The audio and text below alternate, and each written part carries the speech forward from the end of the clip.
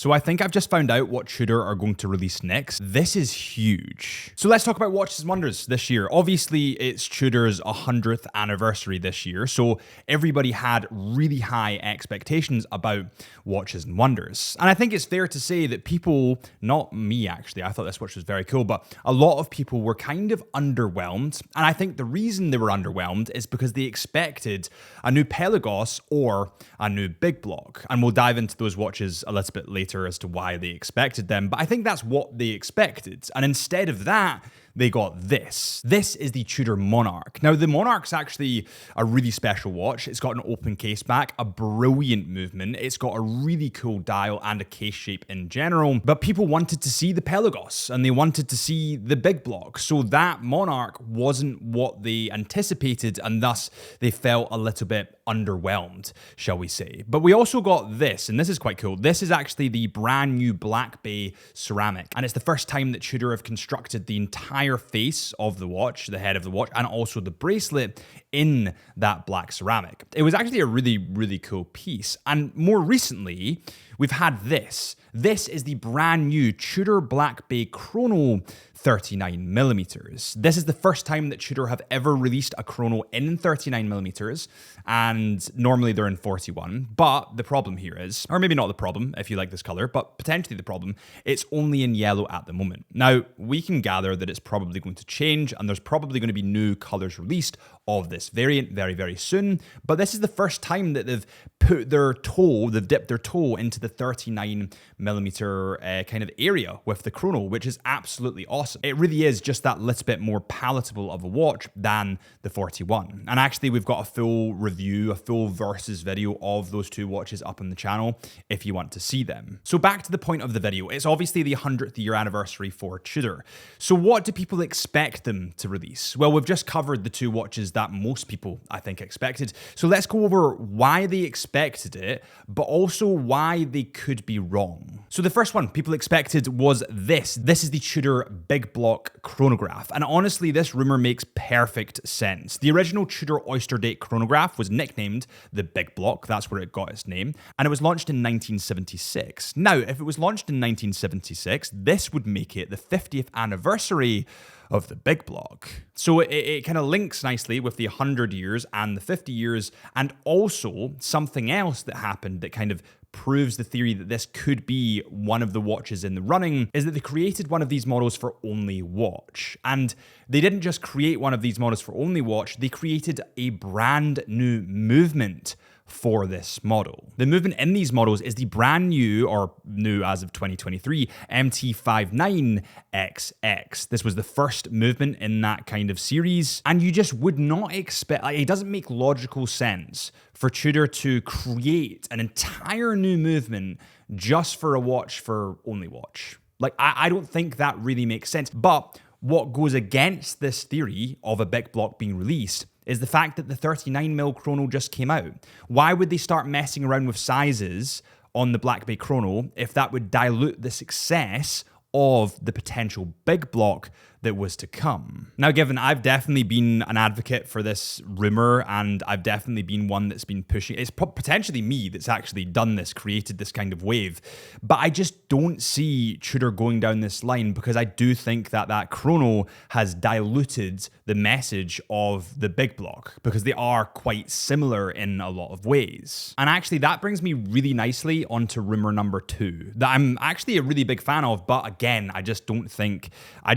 it ain't gonna happen. The other big rumor is a Pelagos. This is one that I would love to see, but again, I just don't think it's going to happen. People want a thinner Pelagos, they want a Marine Nationale inspired model, they want a Pelagos GMT in titanium, and again, there are good reasons for this. Tudor's military diving heritage is one of the strongest stories in the industry. The French Navy, the US Navy, the Canadian Navy, and numerous specialist diving units have all used Tudor watches. Specifically, primarily, but not limited to, you know, the Pelagos. And comparing that with the Black Bay line, where you've had tons of movement, I mean the Black Bay Pro, the Black Bay Burgundy, the Black Bay 58 Metas, you've had tons of movement there. The Pelagos has been kind of pushed to the sides a little bit. So collectors have obviously been asking for, you know, a new Pelagos because it's been kind of neglected, but it's still really, really popular. But unfortunately, although I would love to see a GMT titanium Pelagos, I don't think that's going to happen because I was on a Tudor factory visit very, very recently, and that video is actually on the channel if you want to see it. And while you're at it, hit that subscribe button if you do enjoy these videos. I'd really, really appreciate it. But this factory visit was absolutely unbelievable. I really got to grips with how Tudor watches are actually made, and it is wild. Now, for those of you that don't know, Tudor actually owns Kinesi. Now, literally, when you go to the factory, Kinesi is sitting right beside it. So you literally have the Tudor factory, and then a little block beside it is Kinesi, which is the movement manufacturer. So when you go into Kinesi, the movement manufacturer, they show you all the brands on a wall that they supply movements for. I mean, there's Chanel is in there, Tag Heuer, Breitling, etc., etc., etc. And after a while, when we were walking through and kind of digesting the Kinesi factory, Tudor said something really, really interesting.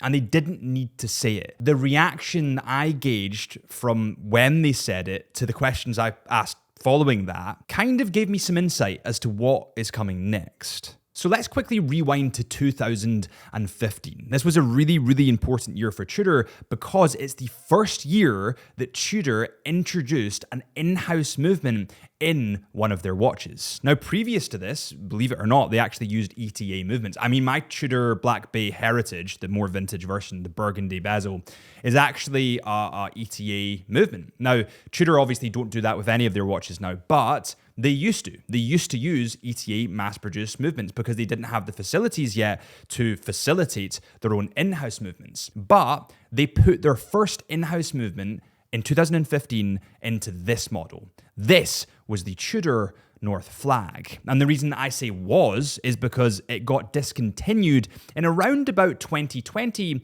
to 2021. And this was a silent discontinuation, so Tudor didn't say anything to the public. But what actually happened from a retail standpoint, because remember that Chisholm Hunter actually do stock Tudor watches, so if you want a Tudor watch, then head to chisholmhunter.co.uk. But what happened from the retail standpoint is all of a sudden we just couldn't buy these watches anymore. They were not available. They were gone. They ceased to exist on the catalog.